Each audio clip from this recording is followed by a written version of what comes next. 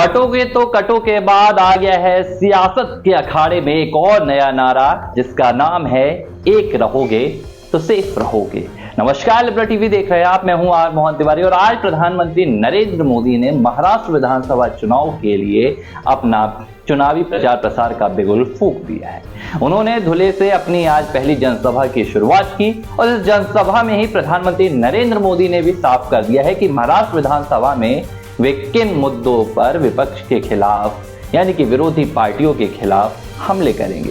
प्रधानमंत्री नरेंद्र मोदी ने आज एक नए नारे के साथ अपने चुनावी अभियान की शुरुआत की है और ये नारा इससे पहले उत्तर प्रदेश के मुख्यमंत्री योगी आदित्यनाथ ने जो नारा दिया था, बटोगे तो कटोगे, से मिलता जुलता है, या कह सकते हैं कि उसका ही एक नया स्वरूप है। अब इस नारे से दो बात हो रही है।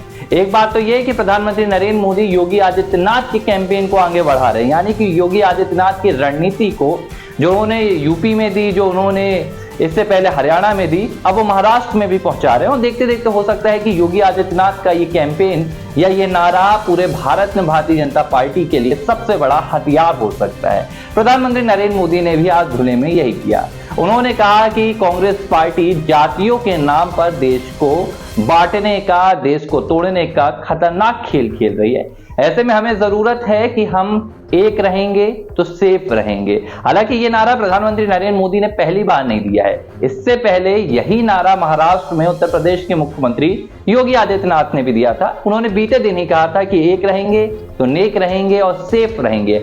अब योगी आदित्यनाथ के नारे को प्रधानमंत्री नरेंद्र मोदी ने भी आगे बढ़ा दिया। उन्होंने कई और भी बातें की। उन्होंने कहा कि महाविकास अघाड़ी में तमाम नेता ऐसे हैं जो ड्राइवर की जो सीट है उसे हथियाने की कोशिश कर रहे हैं, लेकिन महाविकास अघाड़ी की जो पार्टी है, जो गठबंधन है, उसमें ना तो पहिए हैं, ना तो स्टीयरिंग है, ऐसी बातें, ना ही ब्रेक है। यानी कि प्रधानमंत्री नरेंद्र मोदी ने साफ तौर पर इशारा किया कि भाई जो महाविकास अघाड़ी है उसमें तो मुख्यमंत्री की लड़ाई चल रही है, चाहे वो कांग्रेस पार्टी हो, चाहे वो उद्धव ठाकरे की शिवसेना हो या अजीत पवार की एनसीपी हो, सभी मुख्यमंत्री के लिए लड़ रहे हैं। लेकिन विकास जो महाराष्ट्र को देगा, उन्होंने कहा कि वो महायुति देगी। प्रधानमंत्री नरेंद्र मोदी ने महाराष्ट्र के साथ हर बार की तरह अपना कनेक्शन भी बताया। उन्होंने कहा कि महाराष्ट्र में मैं जब भी आता हूं, लोग मेरा दिल खोलकर स्वागत करते हैं, मुझे जो मैं मांगता हूं उन्होंने वो दिया है। प्रधानमंत्री नरेंद्र मोदी ने कहा कि लेकिन फिलहाल कांग्रेस यहां पर खतरनाक खेल खेल रही है। कांग्रेस जातियों को जातियों से लड़ाकर, एक भाई को दूसरे भाई से लड़ाकर बांटना चाहती है। इससे हमें बचना चाहिए। अब प्रधानमंत्री नरेंद्र मोदी का ये नया नारा, एक रहेंगे तो सेफ रहेंगे, ये आखिर आया तो आया कैसे? दरअसल ये नारा सीधे तौर पर राहुल गांधी के खिलाफ है। राहुल गांधी लोकसभा चुनाव 2024 से पहले ही ओबीसी के मुद्दे को लेकर ताबड़तोड़ तरीके से अभियान चला रहे हैं और उनका ये मुद्दा कहीं ना कहीं काम भी कर रहा है। लोकसभा चुनाव में जिस लिहाज से भाजपा के हाथ से यूपी गया, इसके बाद देश भर में कहीं ना कहीं भाजपा को जोरदार झटका लगा। भाजपा अपनी दम पे बहुमत भी नहीं बना पाई थी।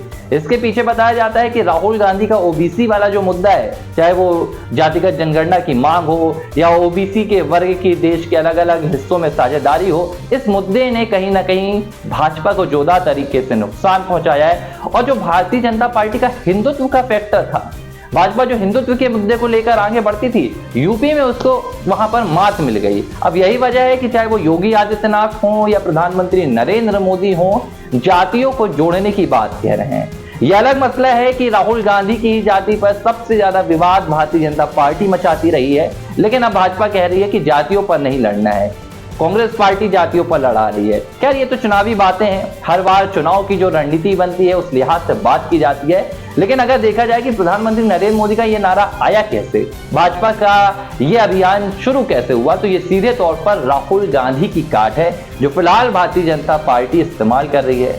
इसकी जो पहली टेस्टिंग हुई थी, जो पहला परीक्षण हुआ था, वो हरियाणा में हुआ था, जहां भाजपा को अप्रत्याशित जीत मिली। तमाम चुनाव के पोल्स जो दिखाए जा रहे थे भाजपा के खिलाफ, वो सब झूठे हो गए थे। यही वजह है कि अब भारतीय जनता पार्टी अपने इस नारे को ग्लोबल बना रही है, यानी कि देशव्यापी बना रही है और कोशिश कर रही है कि जो जातियों के नाम पर कांग्रेस पार्टी वोट बैंक बांट रही है, उसे हम एक कर सके। हालांकि ये अभियान भाजपा का महाराष्ट्र में कितना सार्थक और सफल साबित होगा, इसके लिए 20 नवंबर तक का इंतजार करना होगा, जब महाराष्ट्र की जनता ईवीएम में अपने फैसले को कैच करेगी और 30 नवंबर को नतीजे आएंगे। बहरहाल प्रधानमंत्री नरेंद्र मोदी ने भी चुनावी अभियान का बिगुल फूंक दिया है। इसके बाद वे नासिक में भी जनसभा करेंगे। राहुल गांधी भी महाराष्ट्र में है और महाराष्ट्र में फिलहाल सियासत का सबसे बड़ा मुकाबला चल रहा है। लिबरल टीवी पर यह खबर देख रहे थे आप। अगर आपको खबर अच्छी लगी है तो आप इसे शेयर भी कर सकते हैं और हमें फॉलो और सब्सक्राइब करना ना भूलें।